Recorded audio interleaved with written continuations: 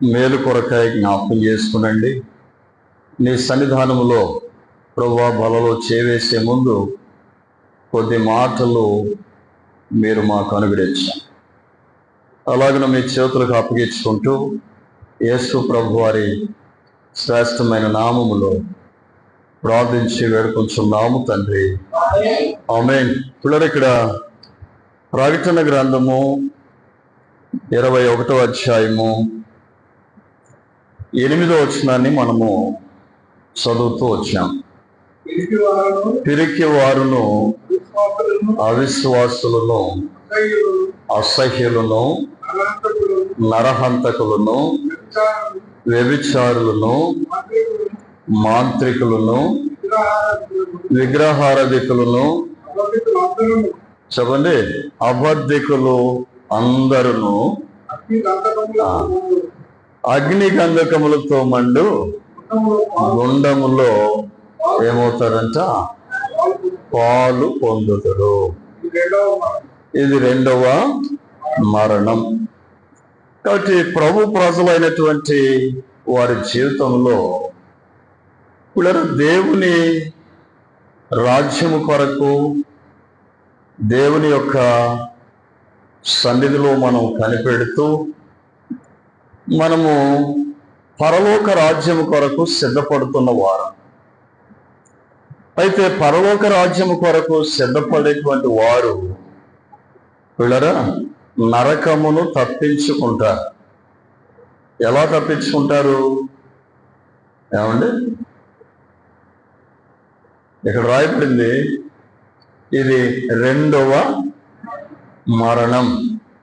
అంటే అగ్ని గంధకములతో మండు గుండములో నుంచి ఎవరైతే పరలోక రాజ్యంలోనికి ప్రవేశిస్తారో, పరలోక రాజ్యంలోనికి వెళతారో వారికి ఈ రెండవ మరణం అనేది ఉంటుందా? ఉండదు. మరి ఎవరు తప్పించుకుంటారు? ఏమండి, ఎవరు తమ జీవితంలో తప్పించుకొనలేక ఈ అగ్ని గంధకములతో మండు గుండములో ప్రవేశిస్తారు అని చెప్పి బైబిల్ చెప్తుందంటే ఇక్కడ చాలా పెద్ద లిస్టే మనకు రాయబడింది. అయితే ఇప్పుడు అవన్నీ మనం చూడలేము, కానీ ఒక మాటను మీకు గుర్తు చేయాలని నేను ఆశపడుతూ ఉన్నాను. ఒకవేళ దేవుని రాజ్యమునకు వెళ్ళాలి అనే ఆశ, దేవుని రాజ్యము కొరకు నేను సిద్ధపడాలనేటువంటి కోరిక నీకు ఉంటే ఈ లక్షణము అనేది మన జీవితంలో ఉండకూడదు. ఒకవేళ ఈ లక్షణం ఉంటే మనము అగ్ని గంధకములతో మండు గుండములో పాలు పొందడానికి సిద్ధపడుతున్నాము అని అర్థం చేసుకోవాలి. ఏంటి ఆ లక్షణము అంటే, చివరి మాట మనం చదివినటువంటి మాటల్లో చివరి మాట ఏం చూస్తున్నామంటే, చెప్పండి, అబద్ధికులు అందరును. ఎవరు చెప్పండి? అబద్ధికులు అందరును అగ్ని గంధకములతో మండు గుండములో పాలు పొందుతారు. కాబట్టి ఇక్కడ పాలు పొందే వారికి అక్కడ పాలు ఉండదు, అక్కడ పాలు ఉండే వారికి ఇక్కడ. అర్థమవుతుందా మీకు? కాబట్టి నీవు ఎక్కడ పాలు పొందాలనే ఆశ నీకు ఉంది. పిల్లరా, అబద్ధికులు ఈ రోజున మానవుని యొక్క జీవితంలో ఎవరిని చూసినా కూడా, ఎక్కడ చూసినా కూడా పరిస్థితి ఏమయ్యింది అంటే అబద్ధం. చదవండి, ఎఫెసీ పత్రిక 4వ అధ్యాయము 25వ వచనాన్ని మనం చదివితే 25వ వచనం,